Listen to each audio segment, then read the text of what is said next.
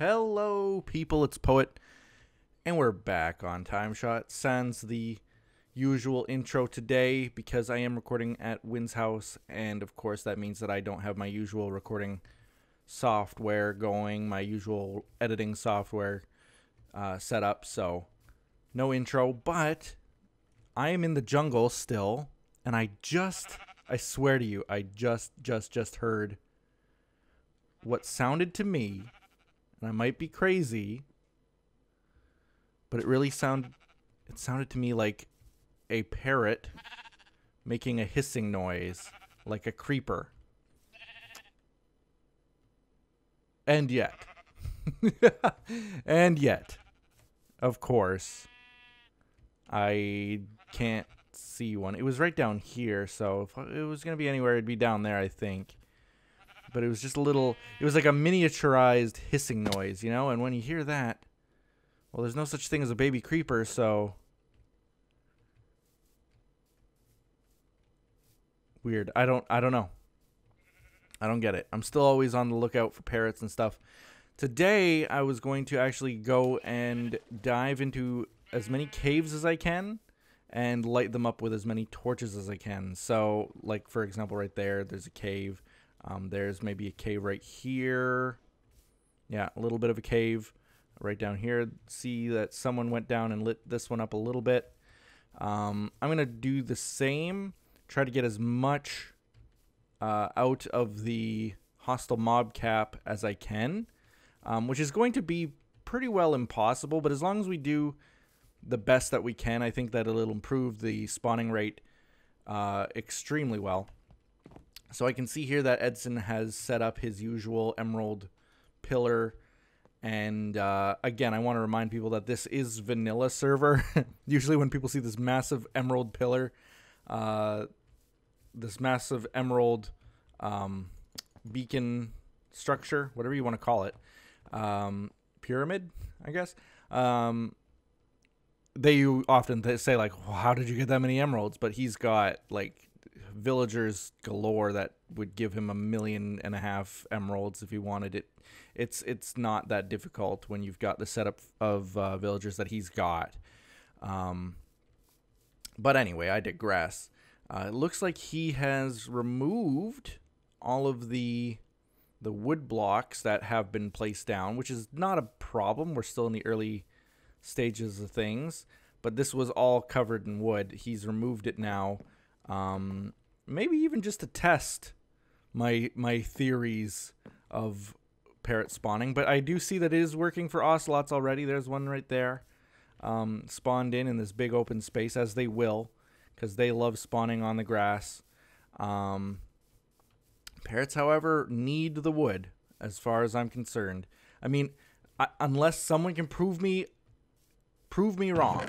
I'm asking people to prove me wrong, because if I am proved wrong, then that saves us a ton of time placing all this wood on the ground here. So much time would be saved.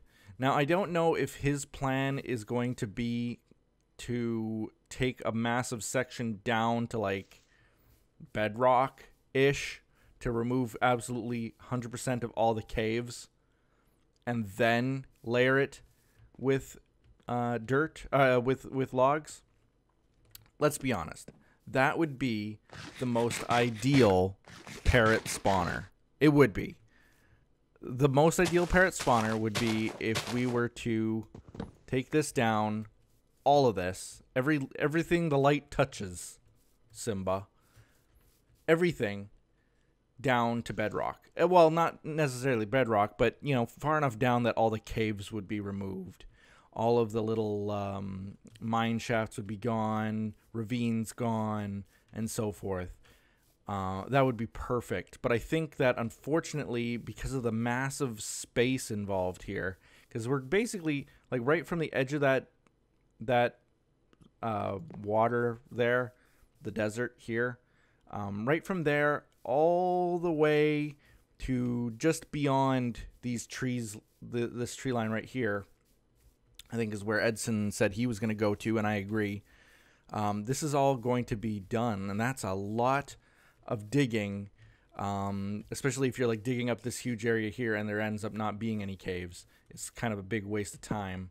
So I think for now, at least, lighting it up to the best of our abilities will be key. Let's see. That's my silk touch. I want my fortune on the bar, just so that I can get some more torches going here. Wow, new recipes unlocked. Thank you so much. It's impossible to watch someone play Minecraft nowadays without also hearing them scoff at the advancement menus. You know, there's such a waste of space and time. What do I do here? Whoa.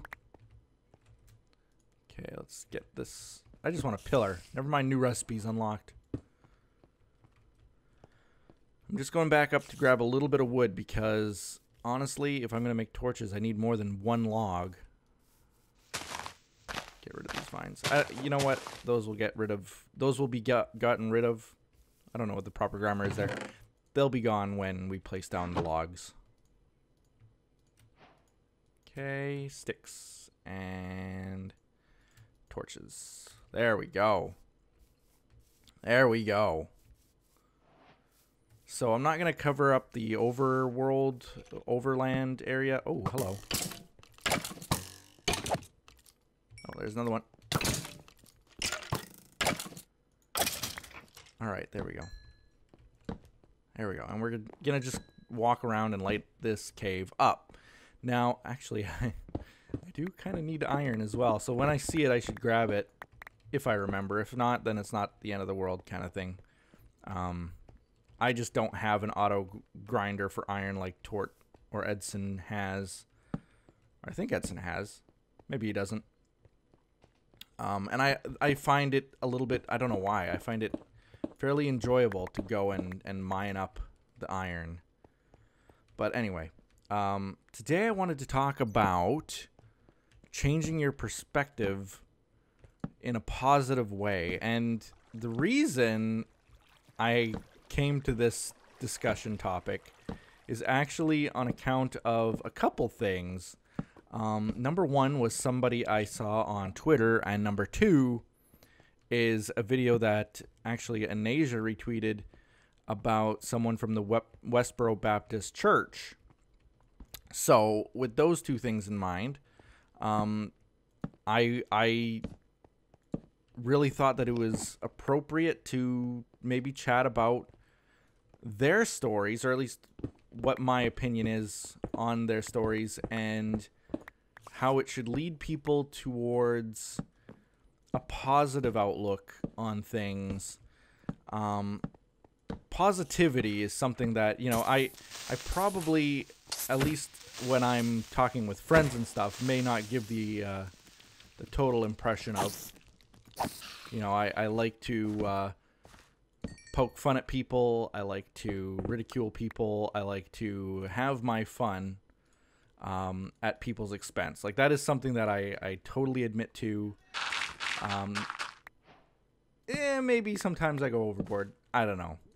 I would hope that people would let me know, and they have. Where I've actually had friends of mine come to me and say, you know what? I know you think it's funny, but can you please lay off saying this? And I do. You know, I have nothing against that. I think that's very appropriate. That people will speak their mind like that, because that's what I expect from people, I think. And I'm not offended by that in any way. I totally understand it. Oh, yeah. Okay. We're good. But anyway, that's kind of an aside, because what I'm saying is positivity is something that we need to hold. What? Poe has made the advancement Stone Age?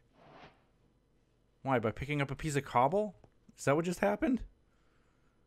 Okay. Anyway, positivity is super important, and I think that, like, we've developed a culture these days that harbors and breeds negativity, more than anything.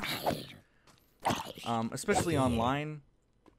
It's part of our culture these days to be negative and to, like I do, even, where I poke fun at my friends and stuff. But sometimes they're not friends. Sometimes it's just people you don't even know, and you're ridiculing them because, you know, you're online and it's anonymous, and that's what you can do, and, you know, speak your mind even though it's absolutely terrible to say what you're gonna say, and, you know. So this is kind of the culture that we're learning to develop, and I know from, like, experience in what Wynn does for a living. She works for Microsoft's Xbox rule enforcement team, and right there, so, like, say no more, right? Because I don't know how the other communities are compared to Xbox, like Nintendo or Sony or any of those other console brands that you might have in the past or in the future, PC included, in different online communities. Obviously, there's a bit of toxicity there, but Xbox is certainly, you know, you're not talking about saints here. They are some very toxic people out there, who take pride almost in being negative to other people, and, you know, she does her best to enforce the rules that they have, and yeah, it's a challenging thing. It seems like that kind of a culture is spreading more and more and more and more and more, and it's almost looking like there's no light at the end of that tunnel type of thing. The more people engage like that online, the more it will happen. Like, it's just a blossoming effect. Like, I don't know what you'd call it, but basically, like, if one person does it and two people see it, those two people continue it, then you've got three people basically doing it, and then those three people spread to a bunch of other people who see other people doing it, and it becomes almost like the norm, you know? Like, when one negative person sees someone doing something negative, they're going to feel more comfortable doing it.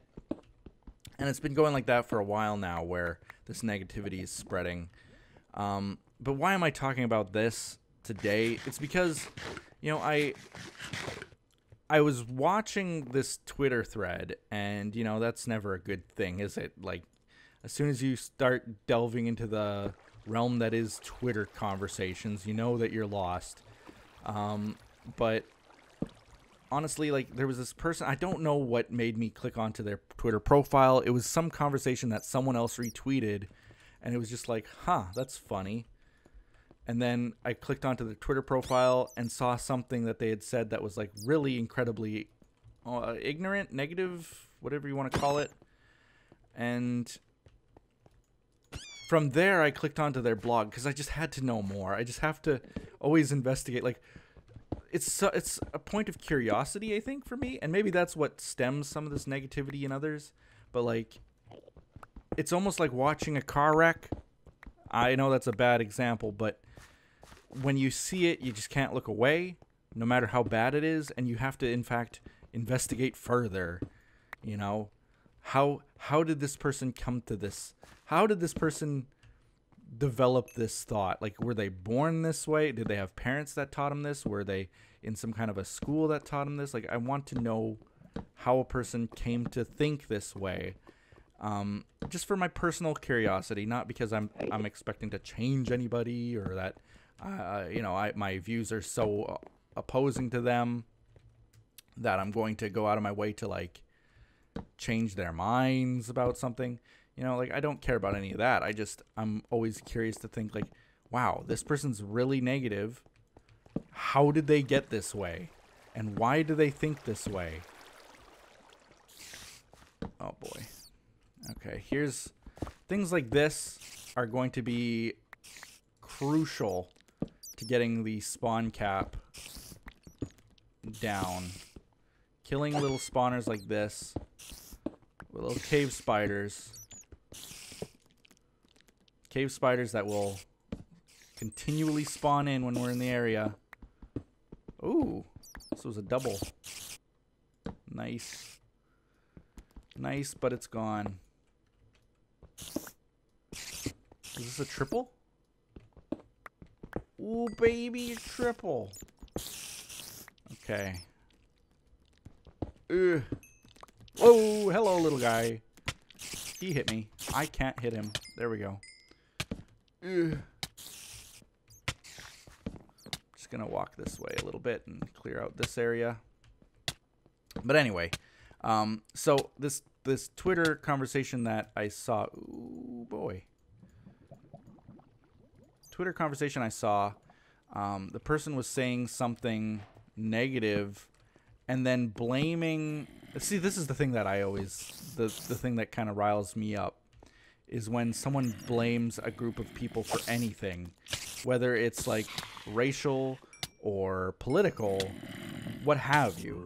It annoys me when someone blames other people for their problems, or for the problems around them, as if they know who caused it. And maybe sometimes they're right, but, you know, it's not fair to always just jump to conclusions. Don't assume things. Oh, look at this. It was kind of like a triple, wasn't it?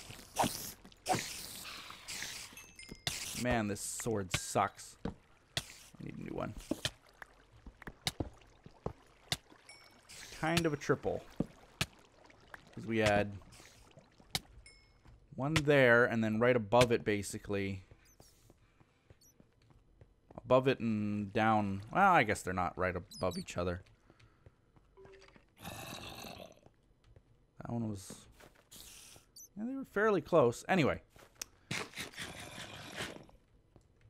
You blame other people for your problems, and it's just... it's frustrating. Because, like, I don't feel like it's my place to align myself with any group of people. But when... where did Skeleton go? Where is he? Hello? This is a horrible place to be. Horrible place to have a conversation, you know?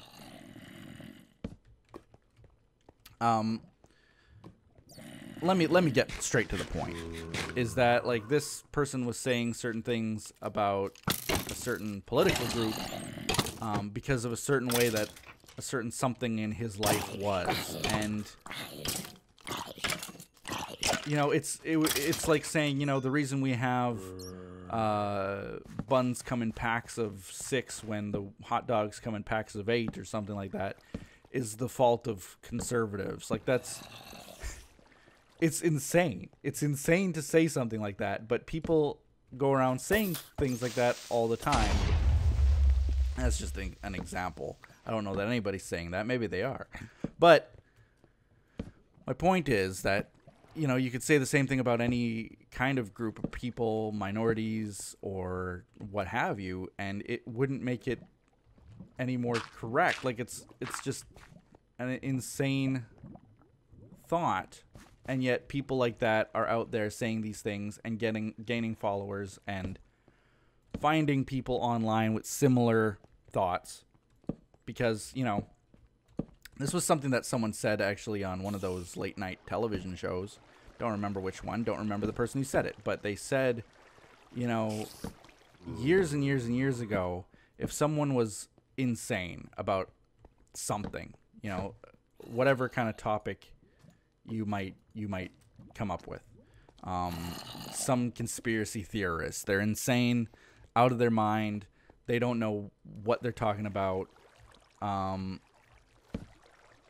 In the past, they would just be the village crazy, and they would go about their way, and that's that. You know, no harm done. That's that. But these days, that same person who would have been completely ignored and shunned by their town has a voice because he has the internet, and the internet connects people, no matter how crazy, together to share their opinions. Now, this kind of leads me to the Westboro Baptist Church thing. There was this person named Megan Phelps-Roper, I think is her name. Anasia tweeted this out. It was a TED Talk that she had about her leaving the church. Now, if you don't know what the Westboro Baptist Church is, it's a church that is extraordinarily negative, and very controversial in their negativity. And in fact, you know, the thing is that a lot of people agree with what they have to say. Maybe not with the way that they do it, but they agree with what they have to say. And in any case, this person who used to be a part of the church, to summarize the whole talk, you can find it online, but to summarize it, essentially left the church after talking with people online.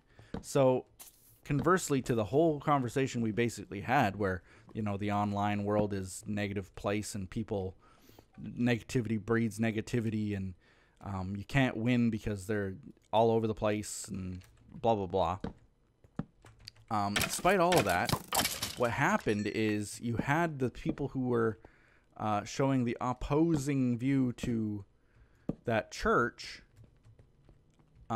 basically go to her online profile and start attacking her.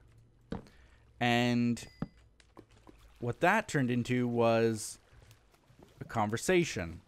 And what that conversation turned into was a friendship.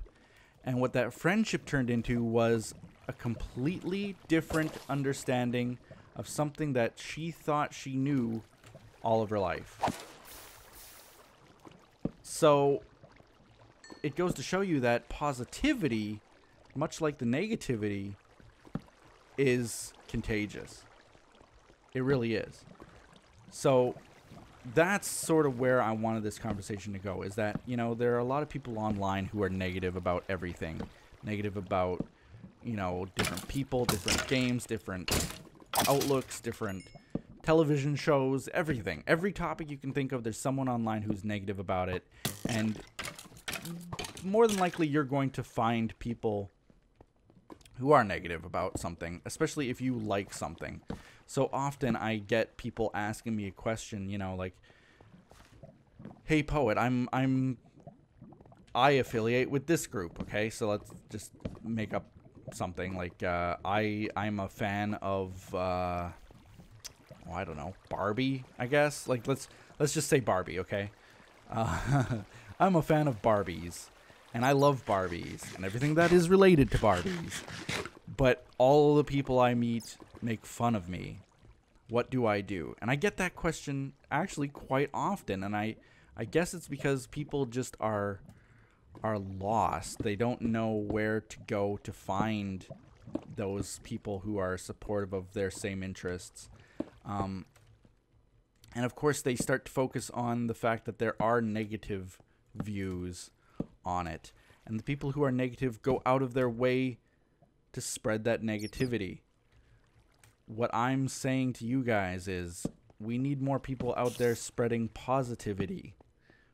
If we can get people who are positive about things out there talking about positive things, being positive about whatever people might want to believe in or enjoy. You know, if someone wants to like Barbies into their 40s, 50s, let them. That's fine. All the power to them. Same goes for religion. Same goes for gender. Same goes for sexual preference. Same goes for everything. You know what? If someone likes it, all the power to them. And that kind of positivity should spread as well. It should. It will. I know it will, because I see it already. When you've got this person from the Westboro Baptist Church, for example, who, one of the most humongous and controversial hate groups ever, takes a look at the people around who are there to actually spread some negativity against her, gets into a positive conversation. She's the one who starts the positive conversation and ends up shaping the way that she thinks about things, because the positivity doesn't allow the negativity to continue.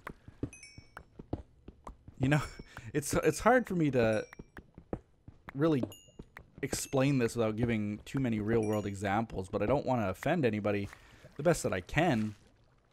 Because, I mean, there is that notion that people are allowed to hate for whatever reason. It is, you know, especially in the U.S., it's a constitutional right to hate if you want to.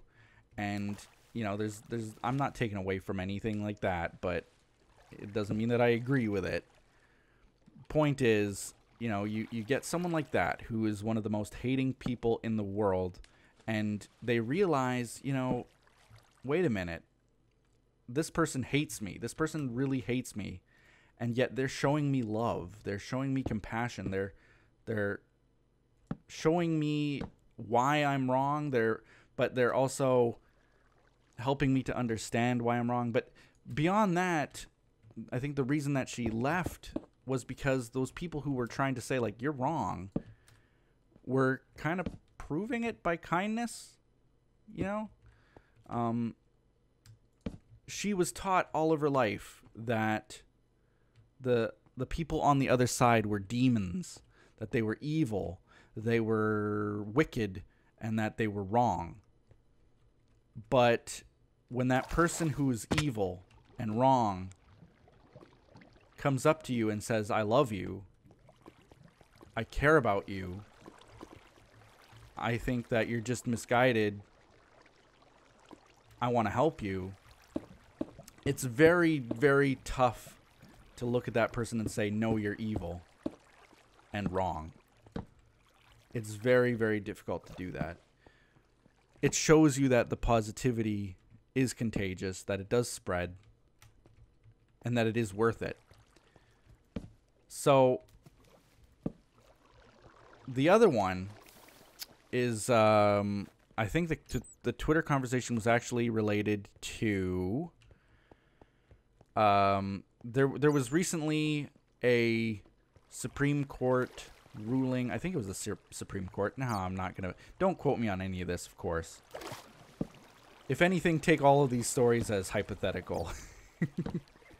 But there was this ruling, this court ruling, that the government was trying to enforce a rule that prohibited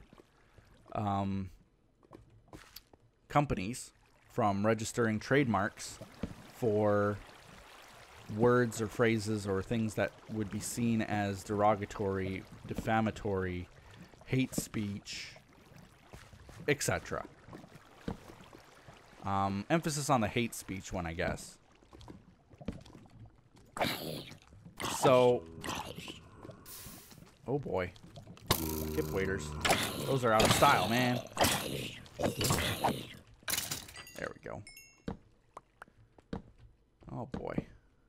I saw those diamonds. I don't want to forget them. I'm just don't want to be knocked into the lava either. Alright. Diamonds. Oh, there's more. Any more? Any more? Any more? That's it. That's all. Okay. So, yeah, there was this court ruling that basically the government wanted to not outlaw, but enforce a rule that made it so that companies couldn't register trademarks for terrible things, hate speech, and so on.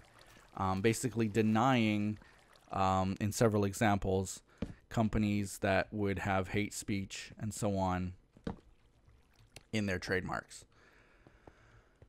Say that you have a trademark and it's well, let me try to think of one. Let's say you have a trademark and it's let's say it's a restaurant, okay, and the restaurant's called Black People Get Out or Black People Not Welcome. TM, trademark. Like, obviously that's a horrible, horrible, terrible thing to say. And, oh, you jerk. Getting my bow out to kill her and she took me down. This poison's going to last a long time. But anyway, say you have a trademark like that. It would be a very horrible thing to say. And so the government was saying, you know what, no, you shouldn't be able to say things like that in a trademark. You shouldn't be able to trademark that kind of a name. It's out. Sorry, goodbye. The Supreme Court ruled that, yes, people do have that right. They do have the right to trademark that if they want to. And the reason being because it's freedom of speech. It's under free speech somehow. It's the right to say whatever you want, essentially. And I guess my problem with it, and I do have a problem with it, I'll be honest about that, is, you know, I've been often telling people and suggesting to people that they say nice things to others, that they be positive, that they be good people and do good things. You know, don't go out of your way to be a jerk. Don't hold a negative opinion about someone who's different than you. Yeah, you know, maybe you do have that right. Maybe that right is yours to be a jerk. But it doesn't mean you should go out and be a jerk. That's sort of my... that was actually going to be my ending conversation, but I'm saying it now because it's, you know, it means a lot to me that you guys know how I feel about that. Like, I don't want people to go out of their way and be a jerk just because they can. You know. And I mean, these are lessons in life that we should have learned eons ago when we're just babies. My mother used to always tell me, you know, just because so-and-so jumped off a bridge doesn't mean that you have to as well. And it seems like, despite people knowing that kind of advice for years and years and years and years and years, they still go out of their way when they see other people being negative. They too want to also be negative and spread negativity. And I don't get why people want to be like that, I guess. Why there's this huge push to give people the right to be like that, I guess. Woo. Okay, well, we're not anywhere near done lighting up anything underground. Not anywhere close to being done. My goodness, it's just going to be so nuts. There's like 2 mine shafts here. Crazy. Crazy. And big ravine. The ravine that I was just in, I didn't even really clear out to any perfect extent either. Hello. Oh boy. Okay. So, I guess the thing is that I'm perfectly fine with how that courtroom ruled, to give people the right to say whatever they want to say. But then I started reading some posts from people who opposed it completely, and they were saying things that were shocking, like, you know, the example I gave, for example. What is to stop someone from having a restaurant named, you know, Black People Not Allowed? You know, it takes us way, way back in time, to a time when shopkeepers used to say things, horrible things like that. Put signs like that outside of their doors. And we got past that. It's something that we moved beyond. And in fact, they made it illegal. Oh boy, this place is a horrible mess of badness. I'm starting to rethink the lighting up the ground idea. just a little. But anyway, we got past all of that. The bigotry. And they made it illegal. And basically the Supreme Court's now saying, well, even though it's illegal to put those signs outside of your business, it doesn't stop you from making that your business. And it's sort of... How can they do that? I don't know the legality of it. I'm not a lawyer. I'm not one of those judges who thought this, but one of the judges had this quotable line. I don't know the quote exactly because I really didn't care that much, to be honest with you. But it basically said that, you know, we have the right to hate. Like, this is the premise that they're trying to portray, is that we have a right to say what we want, and that right includes the right to hate. And sure, that's fine. You have a right to hate people. But why that then makes people feel like they then should hate people is altogether entirely foreign concept to me. I don't get it. I don't understand it. Maybe it's because I'm just some rural Canadian boy, but you know, I don't get the premise of, okay, you can now go out and hate people, and that forces you to do that. Like, I don't get it. It's always been an optional thing. Huh?